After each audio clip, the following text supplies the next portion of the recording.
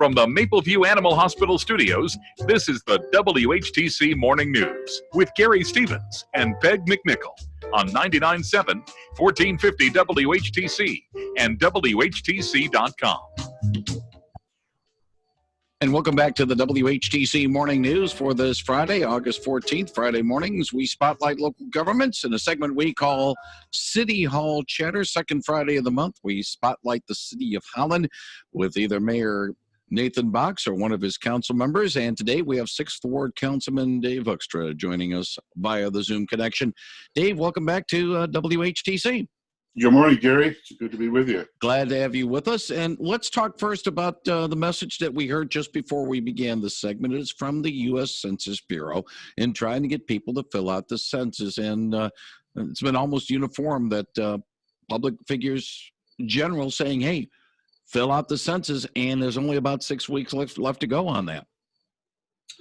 Yeah, it's having that census filled out is very important. That information is used in a lot of things beneficial to the community. It's really fairly easy. I did it myself, and if I can do it on a computer, I think anybody can. So yeah, we're urging everyone to do that, and hopefully folks will take a few minutes and take care of that. There are a couple of things I want to touch base with you today on, Dave, that the City Council has or will be addressing in the short term. First of all, this coming Wednesday, the City Council business meeting is scheduled to have the second reading and probable final vote on an amendment to the city's anti-discrimination ordinance against housing and employment discrimination, expanding it to include the LGBTQ plus IA community. It was a matter that had been shot down a few years ago, but has been revisited. You were on the City Council and voted with the minority when it was shot down, I believe in 2011 or 2012. Different feeling perhaps that this might be a different situation coming up on Wednesday? Yeah, I think so. Actually, we're a few steps farther ahead than we were 9 or 10 years ago at that point. When that vote was cast, we weren't actually voting on an ordinance per se. We were voting on an opportunity to look at language. So we're a number of steps ahead at this point. The atmosphere, I think, is a bit different in approaching that. Council has been ready and active in looking at ordinance language. And of course, you don't know until the votes are cast, so I'm not going to presume anything, but it looks as though the opportunity to pass this is pretty good. Have you been surprised or maybe not surprised by the reaction on both sides of the issue to this particular question? I think I'm not surprised by any of the statements made by either side. Those sentiments have been pretty similar from 9 years ago, whenever it was. I guess maybe I'm not surprised, but I'm encouraged, I think, by what I sense to be the feeling of the community at this point, that we seem ready to address this. I think that was reflected in the last election. And just folks that I talked to, the number of people who are speaking out about this, my sense is that, to coin a phrase, Holland is ready to have this brought forward and action taken on it. So, yeah, a lot of the points are the same, but I think we're more ready to deal with it now. Has it been as controversial of an issue as you've seen during your years on the council? I don't think so. Years ago, the first time round we had with this, there are a few of us who were up for re-election, Bob Vanavasi and I and Jay Peters, all three of us who voted in the minority at that point. There was someone else up for re-election, I don't recall who, but there was a gentleman named Mr. Glenn at that point who was a member of an organization who was not in favor of gay rights in general in Michigan. And he, I remember he vowed all kinds of political havoc on the three of us because of the way that we voted. Unfortunately, Jay was the only one who had an opponent at the time. So he had to bear the brunt of everything, but he handled that nicely. And that really had no consequence at all. I think on a broader platform, there was more attention paid to it at that time. Right now, it seems to be more of a local issue and local attention being paid to it, which I think is a good way to approach it. We're talking with Holland 6th Ward Councilman not Jay Peters, because we've talked to him in the past. It's Dave Hoekstra. Oh, you can call me Jay. That's I was just thinking of Jay and the discussion. Of course, you and Jay were two of the three that, along with Mike Trethui, the only three that have been on the council then and on the council now. And indeed, there might be a change of sentiment.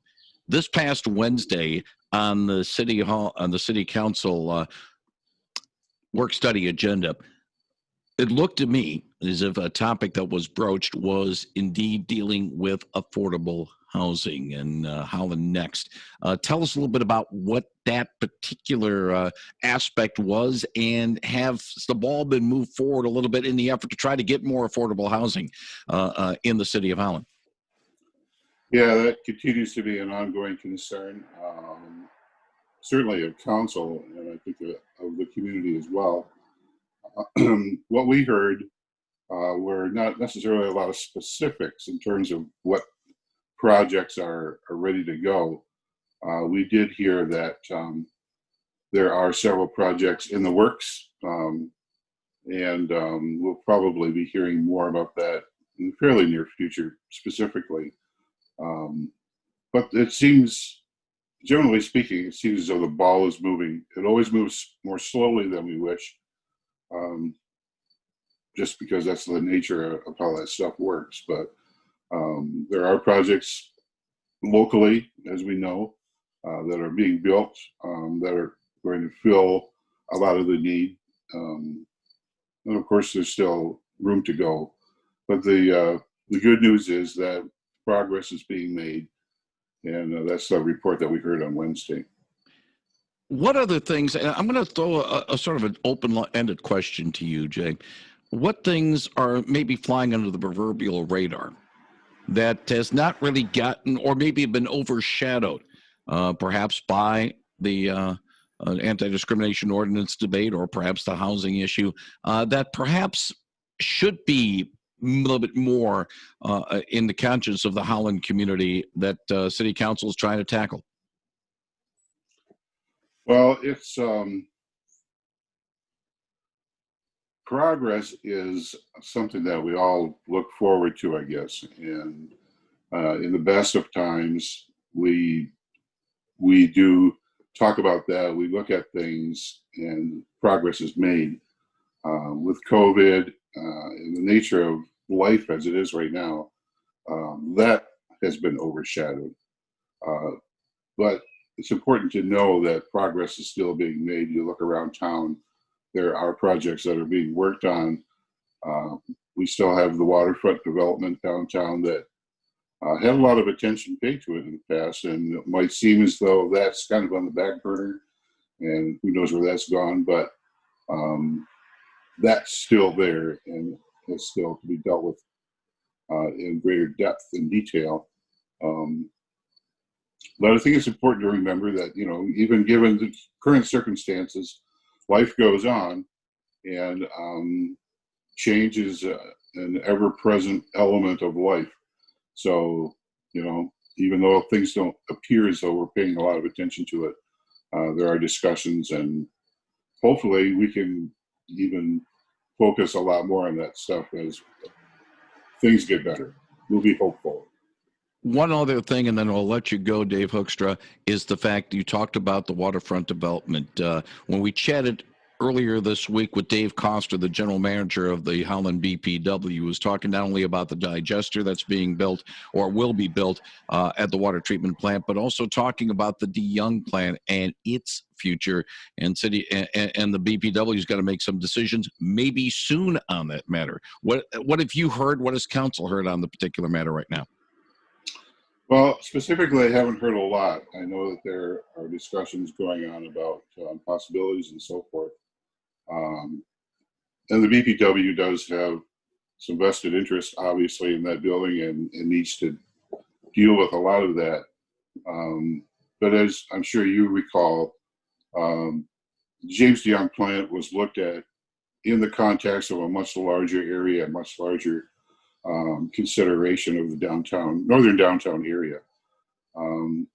So, yeah, I don't know a lot about what's happened per se with James DeYoung, but I'm confident that whatever happens there is still going to be looked at in terms of a larger development potential down there.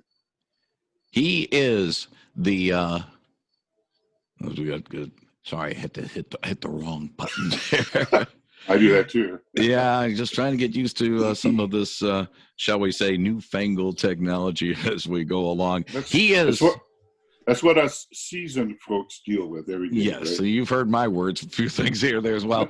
He is the 6th Ward Councilman for the City of Holland, Dave Hoekstra, joining us on WHTC's City Hall Chatter segment. Dave, as always, we appreciate your time spending with us.